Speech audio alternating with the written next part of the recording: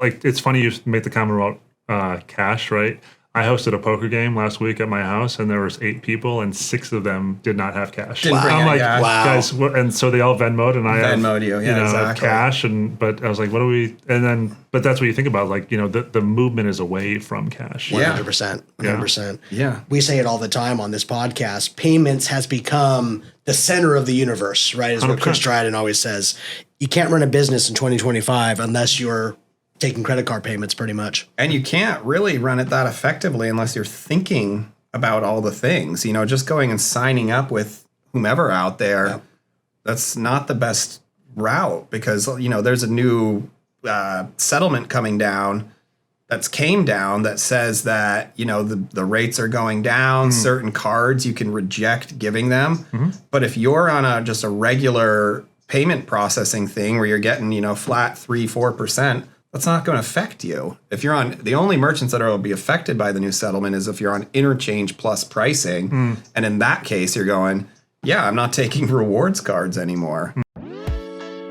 Welcome to the Payments Experts Podcast, a podcast of Global Legal Law Firm. We hope you enjoy this episode. And it says Michael Williams, Esquire. But you're not esquiring right now. What are you doing? I'm not esquiring. Well, I'm always esquiring, I suppose. But can't shake it. It's hard to. I tell people I'm an attorney. I'm not necessarily your attorney. Right. But it's so I'm an attorney by trade. But about 6 years ago, started this company, Climb, which is a regulatory software compliance company, and we offer website compliance services for merchants. I am one of the co-founders. I serve as the company's CFO, and I am actually a licensed attorney in California and DC. Nice. Yeah, I ran into David, who's hiding in the room silently, at a conference, and he told me about what he did, and I was just like, oh, I fucking hate those guys. Not you. I hate those plaintiffs attorneys that come do shakedown lawsuits. There was a big one. It was the ramps.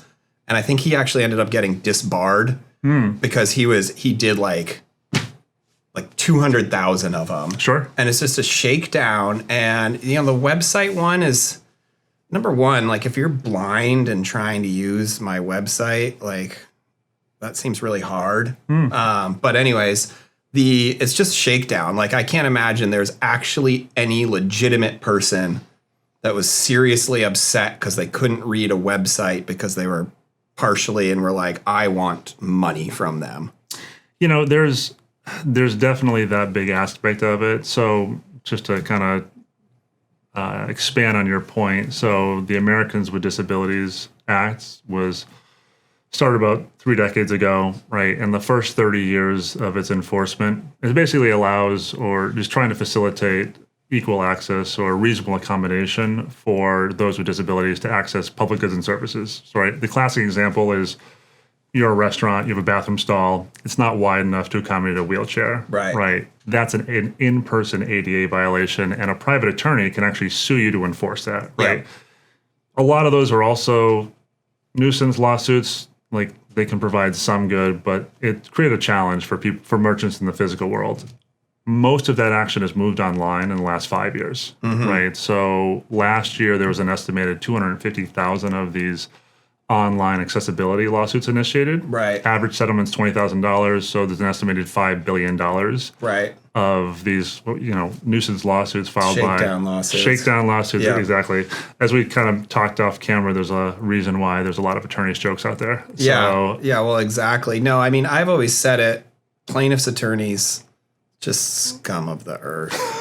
Just awful. Well, my background is a tax attorney, so it's I can appreciate such things. I knew that, but yeah, I didn't know that, but I just figured that you didn't go from doing that to this.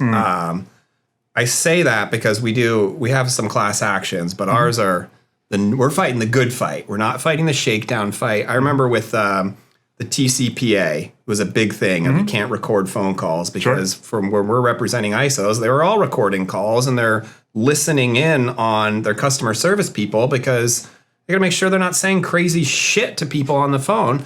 So we got it. We picked up a bunch of these, and it's just shakedown, shakedown, shakedown. And Chris and I met up, and we're like, hey man, we could do these, and it'd probably change our lifestyle quite a bit. And we just go, yeah, but I want to go to bed at night. Exactly. Like, I'm a small business owner.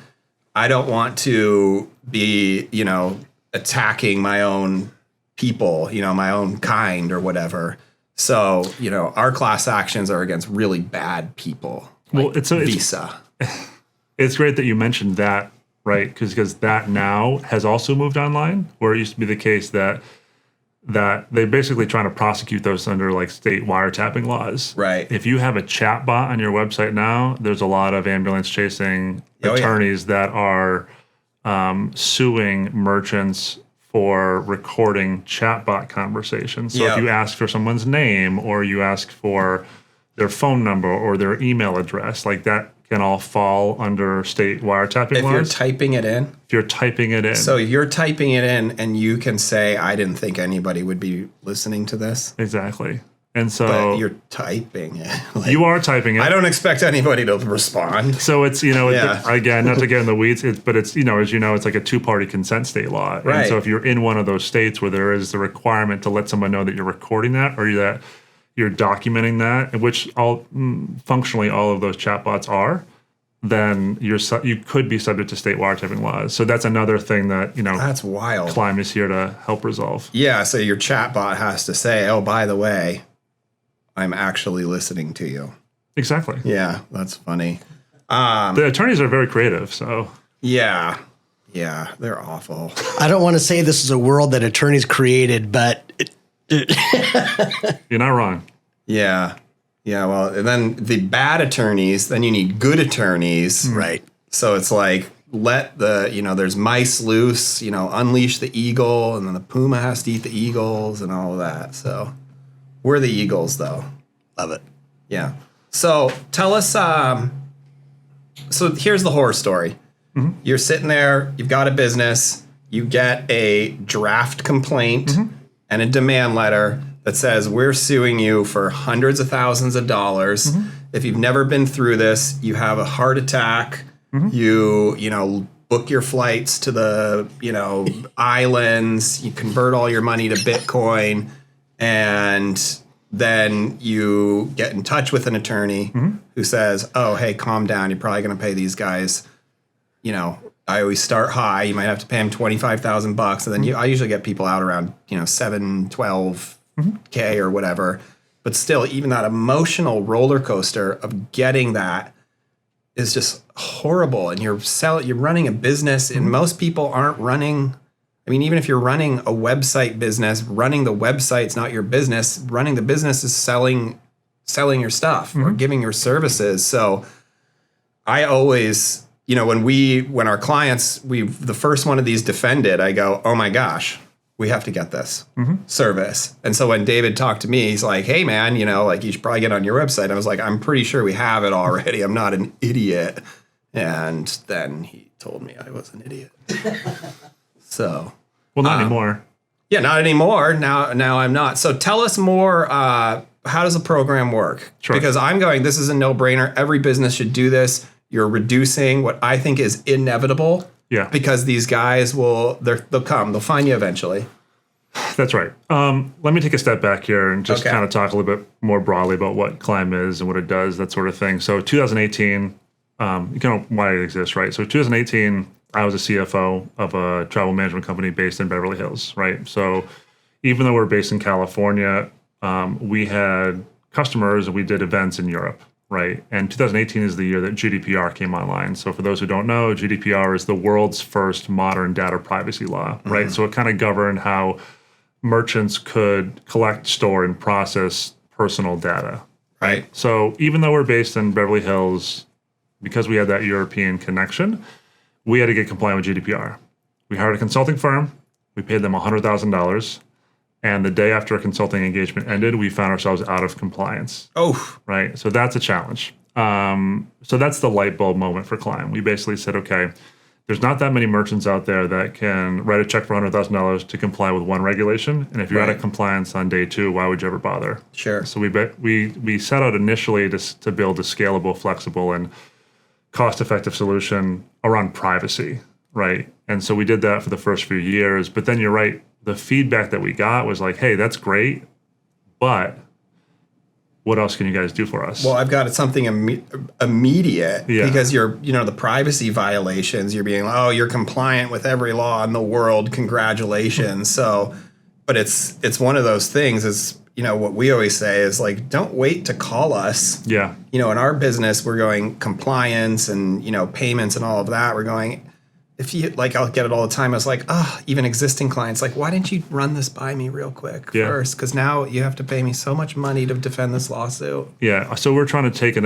ounce of prevention rather than the pound of cure that you're talking about approach, right? Yeah, but that involves, we develop privacy, and then all of our customers said, okay, great. But then we either hear of these other lawsuits or these other lawsuits going on.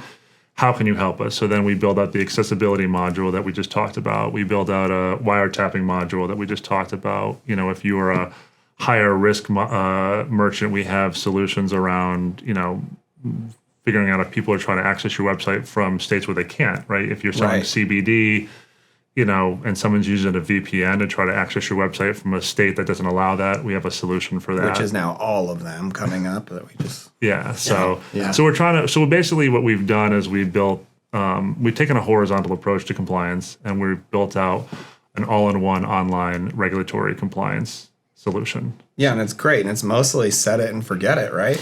Yeah, that's right. So we're the only, first of all, we're the only company in the space that's taking that horizontal approach. So we're covering across multiple regulations, and we're the only one that sets you up kind of out of the box, right? Yeah. So we have all, we are set up in the U.S. on a state-by-state basis, globally on a country-by-country basis, or depending on the particular country on a jurisdiction-by-jurisdiction basis. So once you implement Climb on your website one time, you're up and ready to go, right? So then as regulations change, we can push out the updates to you without having to re-implement or update your system at all. How are you keeping your ear on the track? I mean, one thing that we've wrestled with, we'd get calls of, how do I, set up my dispensary in a compliant way? And this is years ago when they legalized in Oregon. All of our payments clients there decided they all wanted to go be farmers, and not a single one of them worked out because it's just a nightmare. But I'm going, how am I compliant? And then we would go like, okay, we can check everything for this location. And then people were like, oh, let's build a tool that any dispensary could use, but you couldn't do it because you'd have to go to every single city council meeting. Yeah, exactly. To do it. So how do you guys stay on track of what's happening? Like, I know what we do, we've been consulted for stuff like this, but like somebody who's selling, something that has to do with geolocation. What I always do is I go look at Illinois first, because I go look at the worst. And then you should be good everywhere else. Yeah, that's a good point. So the couple points there is, so we have an internal team that's constantly monitoring regulations. We also work with outside attorneys on the topic. Again, is because these regulations change. So, like, for example, California implemented its privacy law in 2020, and then it changed it completely in 2023. That's right. So just they keep you on your toes. They keep you on your toes. So you have people using AI or just have their ear to the track. We review there's announcements that get made by regulatory bodies. We read all of them. We parse through them. We have a ton of information on our website. If anyone's interested in reading about these updates, we kind of provide that in layman's terms. But we have an internal team, and then we work with an external team again to stay ahead of that, because that's what our merchants rely on us for, right? Now, the other point you make is, looking towards somebody like in Illinois where they're going to have the most restrictive environment. Yeah, I think that's a good approach to keep yourself on the safe side of the law. Now, I'm an attorney. You're an attorney. One of our co-founders is a marketing guy. That restrictive approach does not really work for him. Doesn't work. There's always that natural tension there, right? If you don't sell anything to anybody, you'll have zero liability. Exactly. So the reason that we've taken this geofence dynamic approach is to say, okay, let's say you're in a state like California. You have to provide a lot of friction, both from an accessibility and from a privacy and from a wiretapping perspective, right?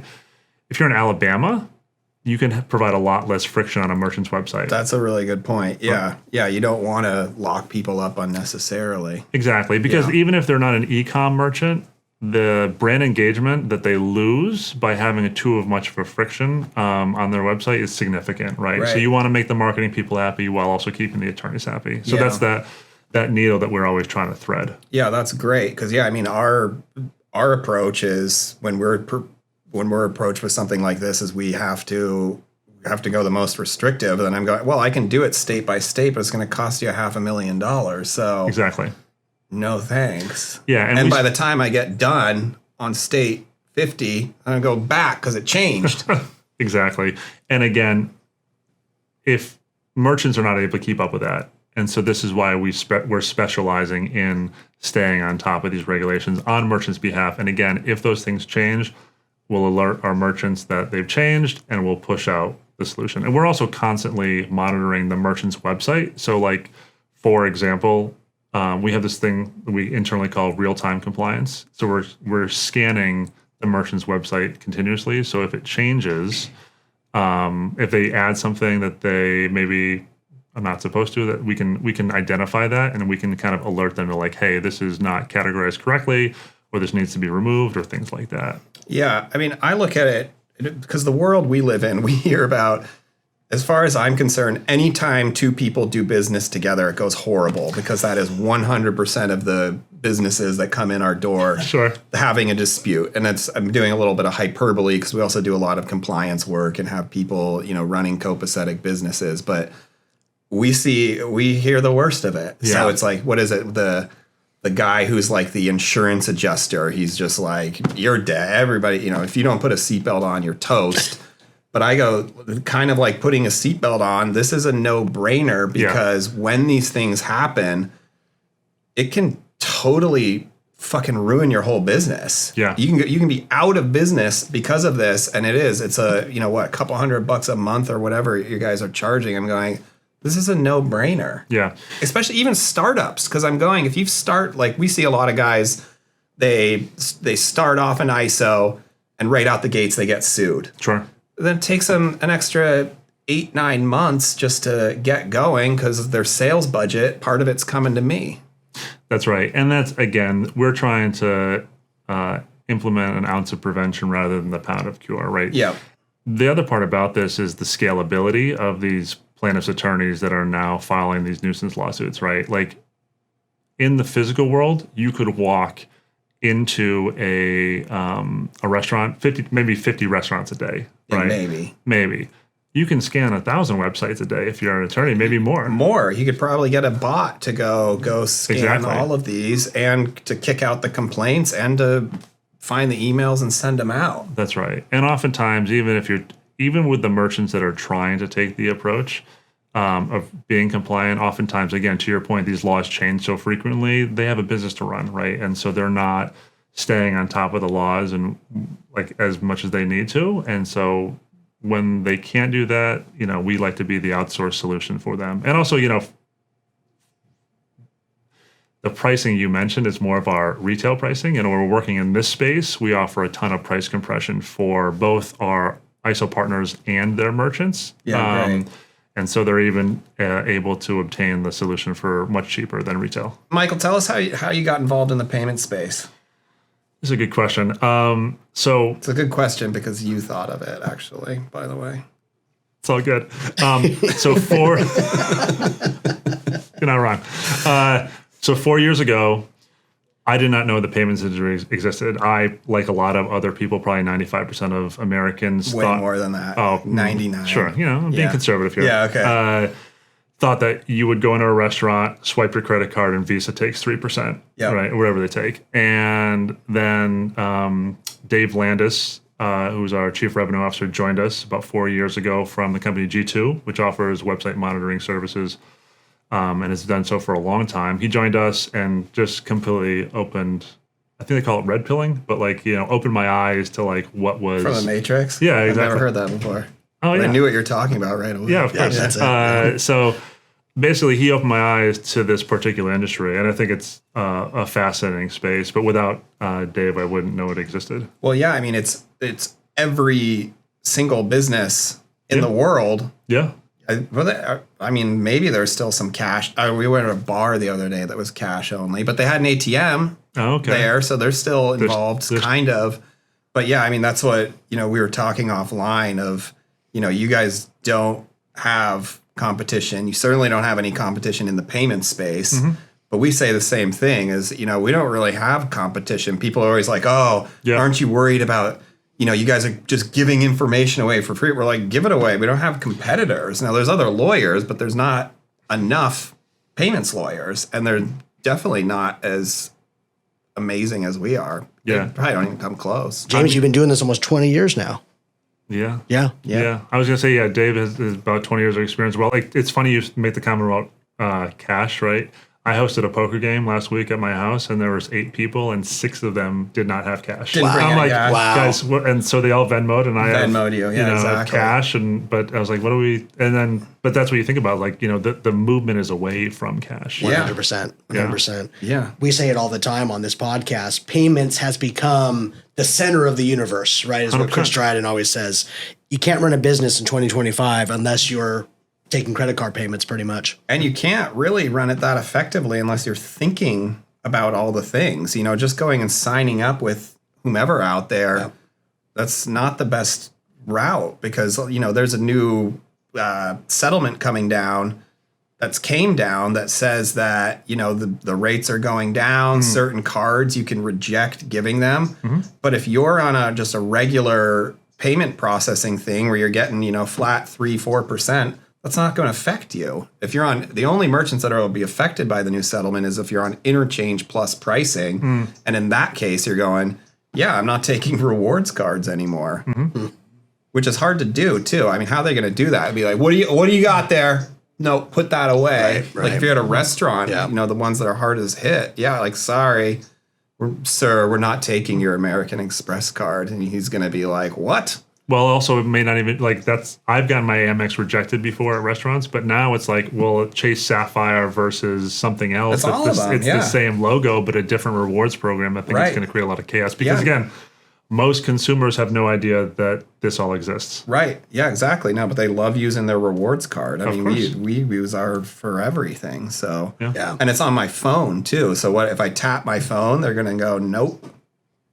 So... Anyways, like you said, James, just side note. Don't lose your cell phone, right? These days, like the guys you're playing poker with, Exactly. They don't have their cell phone. They don't have their money with them. Most of your clientele, and as we come to the end of this podcast, most of your clientele, Michael, are they on the merchant side or on the more of the enterprise side? Where are you guys seeing? We have a healthy mix. So we have different channels, right? So we have the payments channel, we have a retail channel, which is more like mid-market enterprise level customers. And then we partner with technology companies as well. So like MSPs and those kind of things, similar kind of reseller model that we have with the payments companies, but it's pretty well diversified at this point. So we handle, we say like Joe's Pizza Shop on the street all the way up to, Fortune 1000 companies. The bummer is they're probably not going to be like, oh, thank you for that compliance solution because it saved me all this money because now they're not going to know how bad it could have been had they actually gotten popped. But it's a really easy, in my opinion, is a really easy sales pitch. But I've seen at least 20, 30, probably 50 of these things over the, of course, time I've been doing this. A lot of what we do is awareness as well. I think people just scare them. Well, like, dude, if you don't buy this, you are ruined.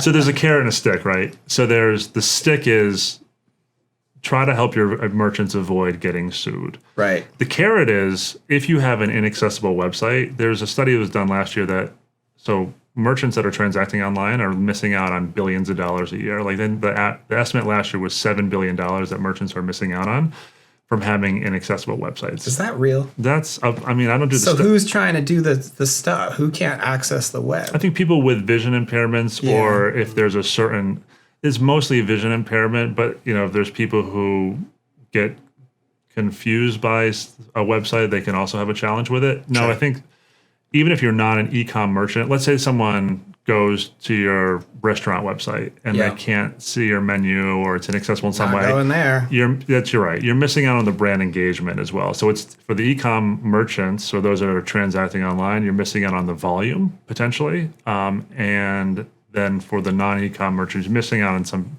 brand engagement. So there is a care and stake. For me as an attorney, it's more of the stick in terms of like, hey, what if your merchant gets hit with a $25,000 lawsuit and they have to pay an attorney 5 or 10 or 15 grand or whatever the fees are, right? Are they going to go out of business? Are you going to lose the account? Exactly. Or are they going to get a call from another ISO that goes, oh, hey, I heard that was bad. We've got this bundled service for you. Exactly. And especially, from a retention standpoint, because we're offering such a discount off of retail when we're working with a payments partner, if they leave, if they attrit from that ISO, hey, they're going to pay retail now. They're not Right. getting the same deal, Yeah, right? yeah. So that's an additional level of stickiness for our Right. ISO partners. I got a quick question for you, Yeah. Michael, if you don't mind. Of course. Because as James mentioned, we're a client. Yeah. And I would like you to talk about the process of when you were first introduced to us, and I know I put you in touch with our web team. Yeah. Can you talk to us about what happened? Because it seemed like it was just fast and easy, but what did we not see? Sure. No, of course. I mean, you pretty much saw the whole thing. It's fast and easy. So I'm an attorney. I'm not a developer, right? So when we were starting to produce the product, starting to develop it, my mantra was, hey, it's got to be easy to implement for non-tech people, right? And so all that's required of a merchant is a copy. If you can copy and paste, you can install Climb software. You literally fill in your name, usually like your URL, a couple little pieces of information. You get a piece of code, you copy paste, you put it on your website, and you're done. I think the quickest I've seen it done is like 12 seconds, but the average merchant should be able to do it in 5 or 10 minutes. If it's their first time. We have videos, we have knowledge, and on our website, we have knowledge-based articles. We have, if you have a Shopify or a WordPress or a Magento, whatever you have for your website, we have everything kind of set up and ready to go. The whole point of this is compliance is never easy, but this time it can be. Does it have any effect on SEO or anything like that? Great question. So Google actually, if you have a more accessible website, Google ranks you higher in pages. So that's helpful. It's another carrot. Yep. But also from an SEO perspective, like this kind of goes back to our conversation about being dynamic, right? So and I think one of the big parts about this is a lot of the reason it's such a challenge is it's not really about where you're based as a merchant. It's where your customers are, where your website visitors are. So like my background is as a tax attorney. I started my career at Ernst & Young as a state and local tax attorney on like income and sales tax, right? So if you're based in Texas as a merchant and you're selling to California, you might be liable for California sales and income tax, right? Depending on certain thresholds. Same thing with privacy, same thing with these other kind of accessibility or wiretapping laws. That same based in Texas, but consumer website visitor in California could still apply. So that's why you have to have this dynamic approach. So what we see oftentimes is that the merchants are taking if they're taking an approach at all, it's very static. Mm-hmm. And it's the most restrictive approach. But they don't have to do that in every jurisdiction. Right. So that's why you have to be a little bit more dynamic. And the technology that we have allows us to do so, which is helpful. Awesome. Yeah. Well, I've learned more. I thought it was just, put a little bell on your website, but it's actually much more robust than that. Yeah. What do you want our listeners, our tens of millions of listeners, to walk away with knowing about Climb or you or? Of course. And Jeremy will flash up your contact information. Absolutely. So Sure. people can hit you up. Sure. I think maybe the takeaway is there's a lot of risks the merchants face. The ISOs can be a trusted partner and provide a significant value add for their merchants at a super reduced price. And the merchants can self-service. One of the things that our ISO partners appreciate is that there's no technical integration for them, right? So the merchants are self-servicing, but again, they can do it in 5 minutes or less, and then they're set up and ready to go with an out-of-the-box solution that's constantly updated. So it's easy. There's minimal technical integration, and it covers both your e-com and non-e-com merchants. It covers your low risk, your restaurant, retail, hospitality, as well as your higher risk CBD, nutraceuticals, those kind of things. What we like to tell people is that we have something for everyone, and then we have everything for someone. There you go. So, Love it. That's great. Yeah. I'm curious. Sorry, if you don't mind me asking. course. Climb. Is there, what's the name? Explain. I told you I'm not a marketing guy. You are now. There you go. Yeah. Originally, when we were privacy focused, it was kind of an acronym for consent lifecycle management. So What's the why? why would you ask? Because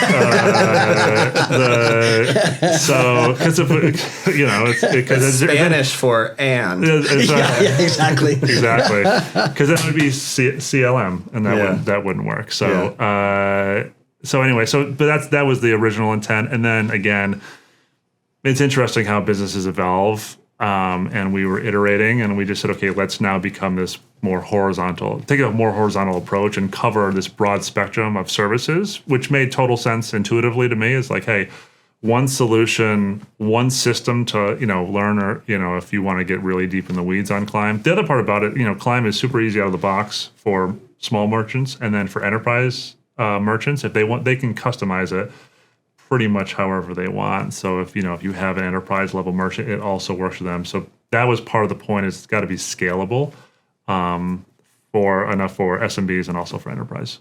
Love it. All right. How do people get in touch with you? You can visit our website, www.climb.io. We also have an email address, sales@climb.io. Again, we work a lot with our ISO partners to offer basically our reseller program, and the ISOs are getting it at a super discount rate, and then they can pass that savings along to their merchants. Thank you for listening to this episode of the Payments Experts Podcast, a podcast of Global Legal Law Firm. Visit us online today at globallegallawfirm.com. Matters discussed are all opinions and do not constitute legal advice. All events or likeness to real people and events is a coincidence.